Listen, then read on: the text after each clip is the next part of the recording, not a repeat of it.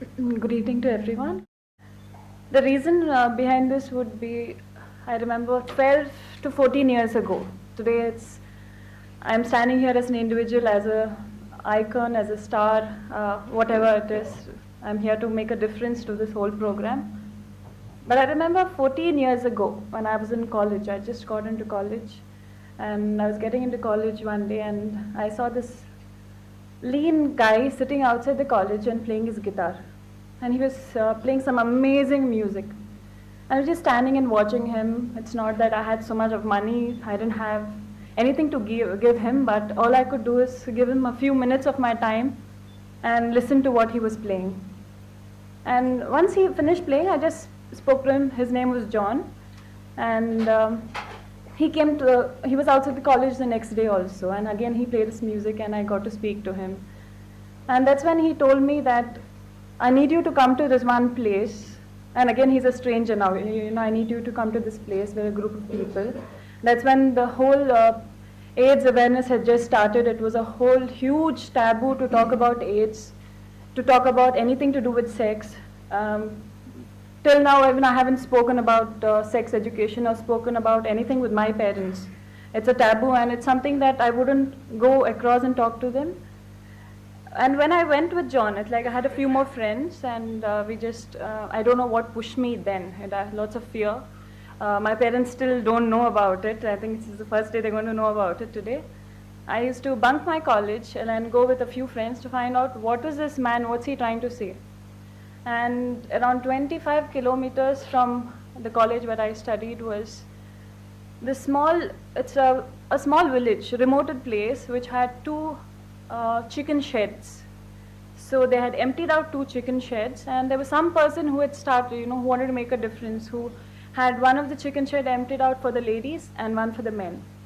And they had a kitchen, and it was John who got a few of these people together who, like Prasad Garu said, they were like shunned from the society, they were pushed away, they had their own families who didn't want to see them, and there were kids who had 2 years, 4 years, who got it from their parents for no fault of theirs. And they were sitting there not knowing that they're going to just live the rest of their lives in that shed, and I don't know what's going to happen to them.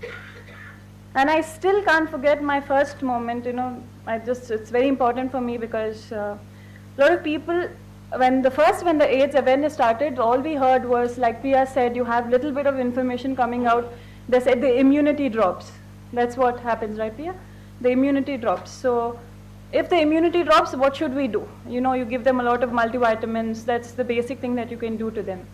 So that's what John had told me, and I had just heard about it. So that's something that I couldn't go and speak up to my parents because AIDS was such a big taboo then. And more than that, talking about something to do with something which is sexually transmitted. So we used to go collect multivitamins from our classmates, whoever had doctors as parents. We used to tell them, because I think all doctors, they get the samples of the multivitamins. So we used to go collect it and give it to them. And this happened for almost 6-7 months. We used to bunk college and do the same thing, go spend time with them.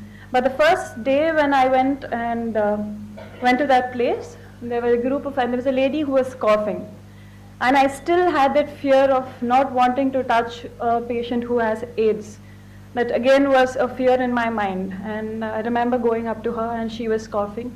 And I was like very shaky, and I went close to her and she told me, she's like, you won't get it by touching me. She's like, what you need to take care of is I've got TB, and you need to keep away from me because that can be transmitted.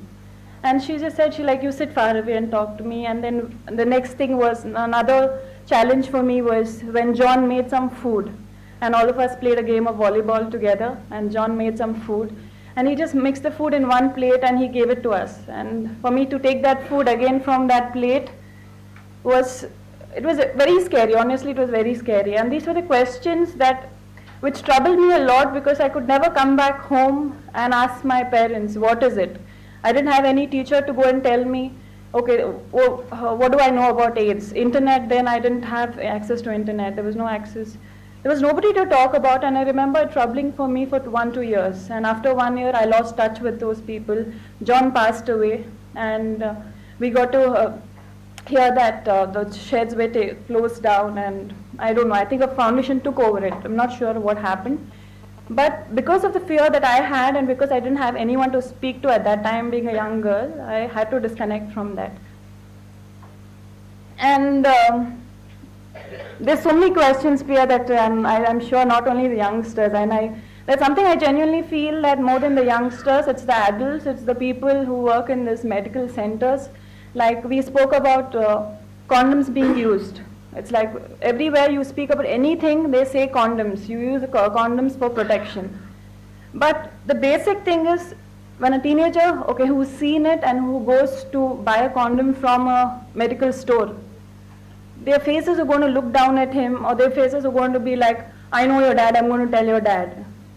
So what do those people do? So I think that the program that you've come out with, and you can't blame the parents, you can't blame them, because I just feel it's a cycle, it's a chain. Nobody answered their questions, so they'd rather shut up and not answer your questions. So I don't think we can place a finger on anyone and blame them. So all we can do is just I think we need to have a mass education system where it'll be the first school where you'll have 60-year-old people and you'll have 2-year-old kid learning together. So, and I just hope that whatever difference I can make to help you and teach aids. And Prasad Garu started off. And another thing that I feel is the only two ways that we can work on kids. I feel in terms of educating on AIDS, I think everyone are like kids. And if you have to educate a kid, all you need to do is either take a scale. If your kid's not studying geography, all you need to do is take a scale and beat him on his legs and say, learn your geography. And the other way is either you imply it to them where it's their bread and butter, or you threaten them, or you put it to them in terms of animations where they enjoy it. And you have like if it's Nagarjuna Garu, I'm sure anyone in any village, any corner would just want to come and see his face. So that's going to make a huge difference. And I hope each one doesn't wait for it to get into your family. Don't sit in a corner and think that we are very safe.